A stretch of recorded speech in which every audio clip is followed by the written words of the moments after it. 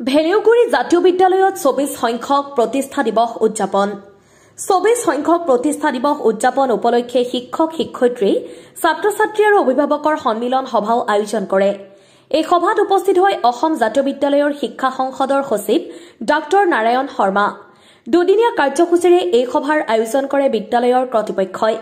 প্ৰথম দিনা বিদ্যালয়খনৰ পতাকা উত্তোলন আৰু বৃক্ষৰোপণ কাৰ্যসূচী ৰূপায়ণ কৰা হয়।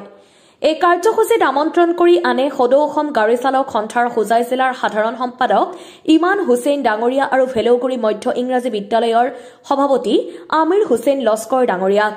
পিছদিনা পুৱা অসম জাতীয় বিদ্যালয়ৰ শিক্ষা সংসদৰ সচিব ডাক্তৰ নাৰায়ণ শৰ্মাই ভেলৌগুৰি জাতীয় বিদ্যালয়ত উপস্থিত হয়। সচিবগৰাকীয়ে বিদ্যালয়খন পৰিদৰ্শন কৰি বিদ্যালয়খনত নতুনকৈ নিৰ্মাণ কৰা অট্টালিকাত ডিজিটেল ক্লাছৰুম শুভ উদ্বোধনী কৰে।